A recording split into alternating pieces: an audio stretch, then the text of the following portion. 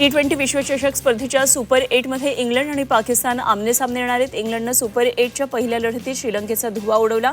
पाकिस्तानची न्यूझीलंड विरुद्धची लढत पावसामुळे रद्द झाली। स्पर्धेतलं आव्हान कायम ठेवायचं असेल तर इंग्लंडला रोखण्याचं आव्हान पाकिस्तानसमोर असणार आहे। दुसरीकडे आजची लढत जिंकून उपांत्य फेरीतला स्थान भक्कम करण्याचा इंग्लंडचा मानस असेल।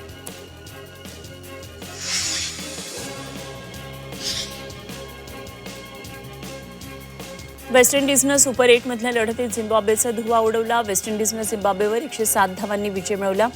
वेस्ट इंडिजनं प्रथम फलंदाजी करताना झिम्बाब्वेसमोर विजयासाठी 255 धावांचं डोंगराएवढं आव्हान ठेवलं। प्रत्युत्तरात आव्हानाचा पाठलाग करताना झिम्बाब्वेचा डाव 147 धावांवर आटोपला।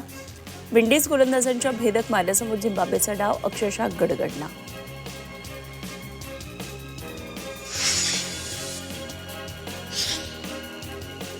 भारतीय महिला विरुद्ध ऑस्ट्रेलिया महिला संघांच्यामध्ये आज पहिला एकदिवसीय सामना रंगणार आहे।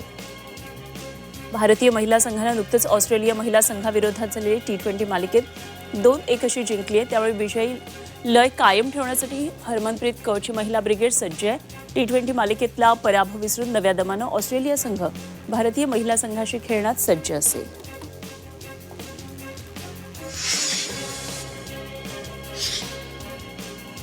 रणजी करंडक स्पर्धेचा आजपासून अंतिम सामना रंगणार आहे। अंतिम सामन्यामध्ये जम्मू काश्मीर आणि कर्नाटक हे दोन संघ आमने-सामने येणार आहेत। आतापर्यंत कर्नाटकनं 8 वेळा ही स्पर्धा जिंकली तर जम्मू काश्मीरनं पहिल्यांदा स्पर्धेची अंतिम फेरी गाठली। तेव्हा अंतिम सामना जिंकून 9व्यांदा करंडक उंचावण्यासाठी कर्नाटक सज्ज झाली।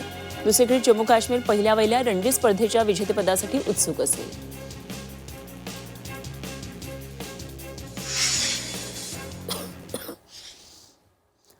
जाऊया इतर काही महत्त्वाच्या बातम्यांकडे। मध्य रेल्वेच्या लोकलमधून 10 महिन्यामध्ये 120 कोटी 19 लाख प्रवाशांनी प्रवास केला। दर महिन्याला सरासरी 12 कोटी प्रवासी लोकलचा वापर करत असल्याची माहिती रेल्वे अधिकाऱ्यांनी दिली।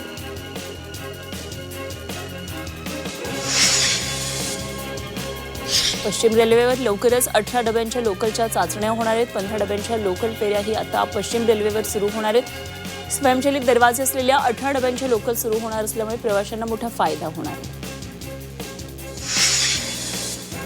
पश्चिम रेल्वेच्या मुंबई विभागानं मागच्या 6 वर्षात 85,800 टन गवताची वाहतूक केली आहे। लष्करी जनावरांसाठी खाद्य म्हणून तसंच विविध उपक्रमांसाठी गवत पुरवण्यात आले। यामधून रेल्वेला 11 कोटी 54 लाखांचा महसूल मिळाला।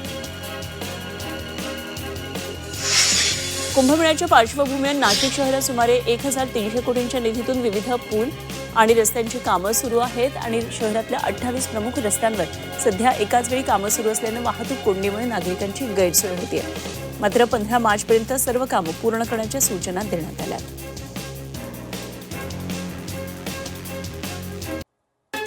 नाशिक शहरात तापमानात वाढ झाली आहे। सध्या 34 अंश सेल्सिअस पर्यंत तापमानाचा पारा वाढलाय। पुढच्या काही दिवसांमध्ये तापमानात आणखी वाढ होण्याचा अंदाज हवामान विभागाने वर्तवलाय।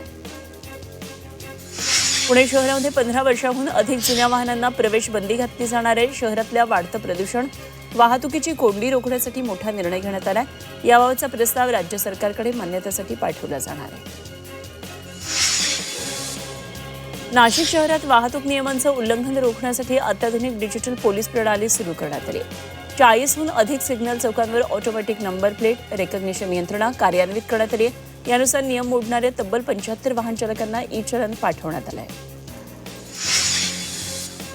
महापालिका रुग्णालयाच्या माध्यमातून रक्तदान शिबिरांचं आयोजन केलं जातं। मात्र या शिबिरांसाठी दिल्या जाणाऱ्या वाहनांच्या परवानगीसाठी अतिरिक्त आयुक्तांच्या सहीची अट ही अनिवार्य केली। त्यामुळे वेळ वाया जात असल्यानं रक्तदान शिबिरं अडचणीत आल्यानं रक्ताचा तुटवडा निर्माण होण्याची शक्यता आहे। डोंबिवलीच्या आयरेगाव टावरीपाडामध्ये भीषण पाणी टंचाई निर्माण झाली आहे। स्थानिकांना पाण्यासाठी वणवण करावी लागते। पाण्यासाठी नागरिकांना 200 रुपये मोजावे लागतात।